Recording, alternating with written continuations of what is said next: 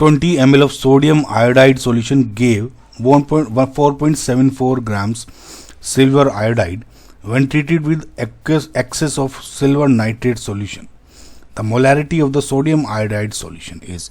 देख इजी सा क्वेश्चन है बहुत. कैसे दिया हुआ है कि सोडियम आयोडाइड NaI है, जब ये रिएक्शन करा रहा है सिल्वर नाइट्रेट के साथ यानी AgNO3 के साथ, तो ये सिल्वर आयोडाइड प्रोड्यूस कर रहा है कितना, इतना. यहाँ देखिए, जो आपको पता होना चाहिए कि बहुत इजी रिएक्शन, जब भी सिल्वर नाइट्रेट किसी भी हैलाइड वाले आयनिक कंपाउंड के साथ जब आप देखते हो, इनफैक्ट किसी भी आई दिख गया ना यहाँ पे, तो ये AgI बना देता है यहाँ पे, है ना. Cl होता है AgCl बना देता. करेक्ट. बचा हुआ NaNO3 बन गया. समझ में आया.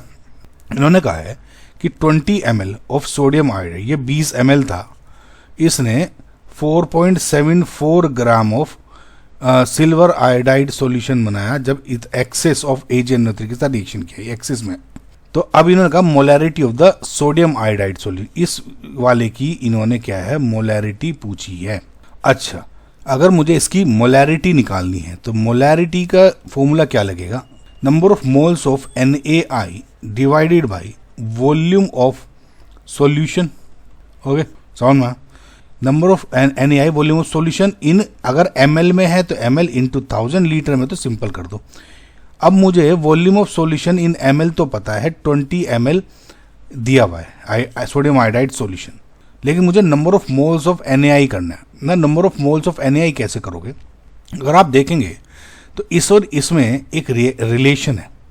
आपने 1 मोल NaI जब रिएक्ट कर रहा है, क्योंकि ये तो एक्सेस में है, इससे तो रिलेशन ही नहीं है, तो 1 मोल NaI से आपको 1 मोल AgI ही मिल रहा है. या ये कहूँ 1 मोल AgI प्रोड्यूस हो रहा है जब 1 मोल NaI रिएक्ट कर रहा है. तो अगर इसका x मोल रिएक्ट कर रहा है तो इसका भी x मोल बनेगा, इसका y मोल रिएक्ट कर रहा है तो उसका y मोल बनेगा. यानी अगर जो भी इसका मोल है वही सेम इसका भी मोल होगा. करेक्ट. अब क्योंकि यहाँ ग्राम दिया है, इसका मोल निकालना आसान होगा.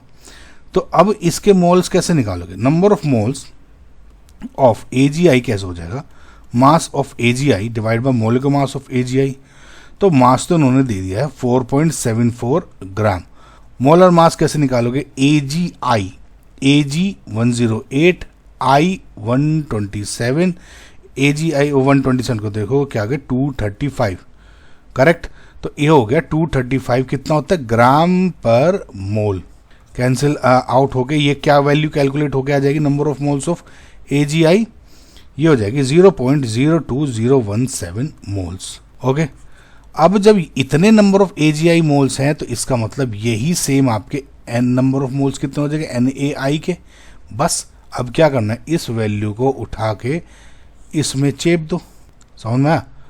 तो ये क्या आ जाएगा आपका आंसर, 0.02017 डिवाइडेड बाई 0.20 इंटू 1000. अब इसको बच्चों सोल्व करोगे तो मोलैरिटी ऑफ NaI सॉल्यूशन आपकी आ जाएगी 1.0085, जिसको आप इंटीजर में 1 लिख सकते हो. And this will be your correct answer.